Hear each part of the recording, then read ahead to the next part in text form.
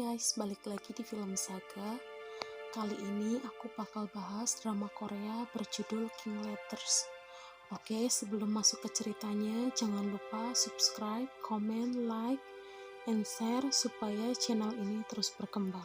Drama Korea ini menceritakan tentang seorang raja yang berusaha untuk menciptakan alfabet baru agar mudah dipelajari rakyatnya. Film ini mampu menggambarkan bagaimana secara setiap huruf demi huruf Korea tercipta. Meskipun kenyataannya film ini hanya mengadopsi salah satu dari banyak teori yang menjelaskan asal-usul Hangul. Oke, tanpa berlama-lama kita langsung saja ke ceritanya. Hari itu di tahun 1442 sedang dilaksanakan ritual pemanggil hujan. Sang raja menghentikan pembacaan doa yang menggunakan bahasa Cina agar membacakannya dengan bahasa Korea, dan akhirnya hujan pun turun. Malam harinya, raja membuang semua buku-buku yang ia buat karena menurutnya orang awam tidak akan bisa membacanya. Namun sang ratu menyarankan suaminya untuk tetap menulis surat atau buku yang mudah dipelajari. Meski para petinggi menentang surat-suratnya karena mereka tahu cara membaca bahasa Mandarin. Keesokan harinya, para biarawan Jepang meminta pada sang raja balokan Tripitaka yang ada di Joseon. Para petinggi juga menyarankan memberikan Tripitaka tersebut pada mereka. Namun sang raja menolak karena Tripitaka tersebut bisa menjadi simbol kekuatan bagi orang Jepang yang percaya pada Buddha, dan mereka tidak akan pernah tahu apa yang akan terjadi selanjutnya. Keesokan harinya, sang ratu datang ke kuil Daejeon dan bertanya pada biksu apa yang harus mereka lakukan untuk memecahkan masalah tersebut. Biksu tersebut mengundang Simi ke Hanyang dan menemui para biarawan Jepang. Kediaman para biarawan, Shinmi dan dua muridnya duduk di tengah-tengah lingkaran biarawan Jepang yang membacakan doa. Para biarawan Jepang menanyakan siapa mereka. Shinmi pun memperkenalkan dirinya sebagai pelindung atau penjaga Tripitaka di kuil Haisa. Sontak mereka bersujud dan meminta izin pada Shinmi untuk membawa Tripitaka tersebut. Jika tidak, keluarga mereka juga akan terbunuh. Shinmi dengan tegas mengatakan tidak bisa memberikan Tripitaka tersebut. Bahkan jika harus mati, maka Shinmi akan mati bersama. Menurut Shinmi, Tripitaka bukanlah milik raja, biarawan, atau pengadilan. Tripitaka adalah milik Joseon. Jadi untuk membawanya, ia juga harus meminta izin pada rakyat Joseon.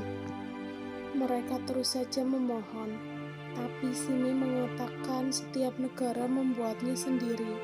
Jadi jika mereka ingin memilikinya, mereka harus membuatnya sendiri, meski membutuhkan waktu yang lama. Setelah pertemuan, Shinmi dan murid-muridnya diundang di kediaman sang raja dan ratu. Saat penjamuan, sang raja menanyakan pada salah satu murid Shinmi bernama Biksu Hakjo tentang doa-doa yang ia baca. Menurut Biksu Hakjo, itu adalah doa sutra sang pahlawan dari bahasa Sanskerta. Kemudian sang ratu memintanya membacakannya. Sang raja kemudian menghentikannya dan menanyakan apakah ia bisa menulis doa yang ia baca. Menurut Biksu Hakjo, yang ahli dalam menulisnya adalah rekannya Biksu Hakyol. Biksu Hakyol pun menuliskannya. Kemudian sang raja kembali bertanya, apakah itu merupakan huruf fonetik. Namun Biksu Hakyol tidak bisa menjawab karena ia sedang dalam masa pelatihan yang mengharuskan dirinya tidak berbicara. Raja yang penasaran kembali bertanya pada Shinmi apakah ia tahu huruf fonetik lainnya. Tapi justru Biksu Hakjo yang menjawab bahwa Shinmi juga membaca dalam bahasa Tibet dan Pangspa, dan itu semua huruf fonetik yang dibuat biksu berdasarkan huruf Sanskerta. Berdasarkan kesimpulan raja, Huruf fonetik berasal dari bahasa Sangsekerta yang berarti memiliki prinsip di baliknya. Simi berkata bahwa 1500 tahun lalu, biksu dari India mengategorikan suara dan huruf. Prinsipnya tertulis dalam Tripitaka. Sang raja yang mengaku sudah membaca buku Mandarin tentang fonetik, tapi tidak menemukan petunjuk. Raja pun meminta Simi membantunya. Simi awalnya menolak, tapi karena penjelasan sang ratu mengenai pemahamannya tentang Buddha, akhirnya Simi setuju untuk membantu sang raja.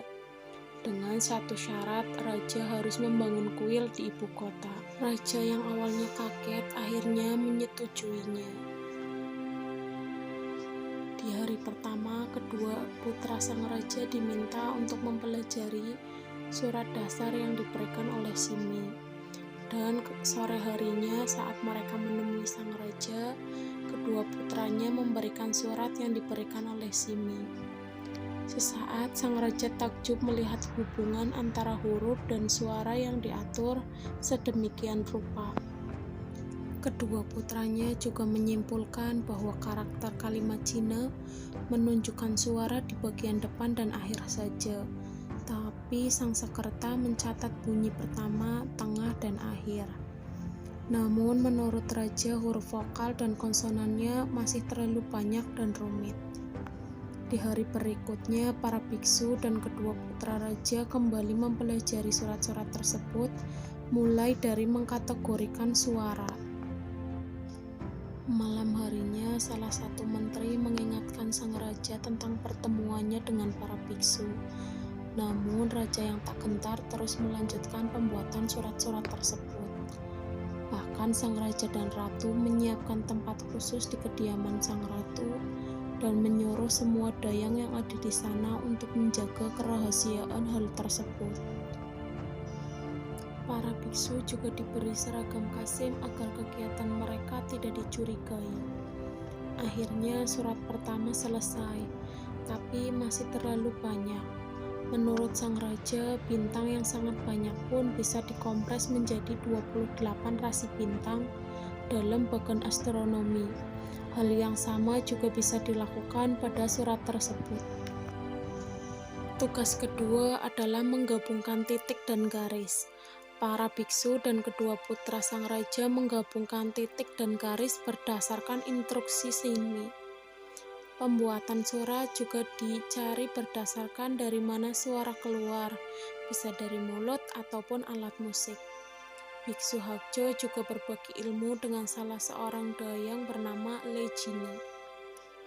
Keesokan harinya di sidang istana, keberadaan para biksu di kediaman sang ratu telah sampai di telinga para petinggi. Mereka juga mulai mengeluhkan tentang kemaksulan ratu. Malam harinya, putra mahkota mengundang Simi di kediamannya, menyuruh Simi menghentikan semua kegiatannya demi kebaikannya dan raja.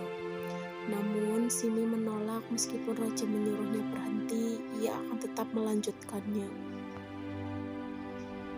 Pagi harinya, tabib kerajaan menyarankan sang raja untuk tidak stres, karena itu akan membuatnya mengalami kebutaan di mata kirinya. Karena kecurigaan para menteri, sang raja pun memutuskan pergi ke Chosu untuk mengobati matanya dan memindahkan para biksu di kuil dekat Chosu. Malam harinya, para menteri datang membawakan jubah raja. Mereka juga memperingatkan raja tentang surat-surat yang raja buat bisa saja membuat kaisar mencurigai mereka dan bisa jadi itu bencana yang bisa membahayakan Joseon. Raja yang marah karena kedatangan para menteri pun akhirnya jatuh sakit. Simi yang kehabisan ide tak sengaja menatap langit-langit kuil dan terinspirasi menambahkan satu garis pada huruf tersebut. Setelah selesai, Simi datang di kediaman raja di Chosu dan memberikan surat tersebut dengan jumlah 27 yang terdiri dari 17 konsonan dan 11 vokal. Namun masih terjadi perdebatan karena dianggap tidak teratur. Tapi pada akhirnya mereka menemukan huruf terakhir berdasarkan penulisan huruf vokal Tibet. Setelah keberhasilan tersebut, sang raja pun mengadakan jamuan, dan sang ratu merasa gembira karena dengan adanya surat baru yang mudah dipahami, lirik musik favoritnya bisa ditulis. Biksu Hajo juga memberikan kertas berisi nama Jina sebagai hadiah perpisahan. Setelah itu, raja dan ratu kembali ke istana. Sesampainya di istana, sang ratu mulai mengajarkan surat-surat baru kepada dayang istana dan menyuruh mereka meneruskannya pada keluarga mereka. Namun, ditemukannya surat baru membuat raja berada di posisi yang amat sulit, di mana beliau harus melibatkan para cendekiawan kerajaan agar surat tersebut tidak dimusnahkan. Di sisi lain, beliau juga harus menghadapi kemarahan, penghinaan, dan kekecewaan Simi yang menganggap sang raja hanya memanfaatkannya. Sang ratu meminta mengundang Simi kembali, berharap raja tidak resah dengan pengadilan. Namun sang raja hanya diam dan pergi. Atas keputusan tersebut, sang ratu meninggalkan istana dan tinggal di salah satu kediaman putranya di luar istana. Sang ratu juga jatuh sakit, tapi beliau juga tidak bisa melakukan apa-apa. Sang raja pun tersadar bahwa lebih sulit untuk melindungi dan menyebarkan surat tersebut daripada membuatnya. Pagi itu, sang ratu wafat di kediaman putranya dan meninggalkan pesan untuk sang raja. Meski dengan rasa kecewanya, sang ratu tetap mendukung suaminya. Sang raja pun akhirnya kembali memanggil Simi karena menghormati permintaan sang ratu yang selalu mendukungnya selama ini. Akhirnya Simi menyetujui keterlibatan para cendekiawan dan mereka mencetak surat tersebut berdasarkan versi Buddha dan Confucian. Sang raja juga menepati janjinya membangun kuil di ibu kota sebagai penghormatan pada sang ratu. Dengan dibangunnya kuil di ibu kota, semua sarjana dan cendekiawan Confucian menulis petisi agar sang raja mau menghentikan pembangunan kuil. Namun sang raja tetap melanjutkannya. Setelah buku tersebut dicetak dan membaginya kepada para petinggi dan cendekiawan, sang raja berpesan untuk terus mengajarkan surat-surat tersebut meskipun mereka pergi tanpa melihat buku tersebut. Setelahnya, sang raja datang ke kuil memberikan penghormatan terakhir untuk sang ratu dan meminta maaf serta berterima kasih pada Simi yang telah membantunya. Simi juga berterima kasih atas hadiah yang raja berikan. Onmun adalah Tripitaka yang diukir yang mulia untuk dunia yang akan datang. Simi juga berharap pria hebat seperti raja muncul di masa depan.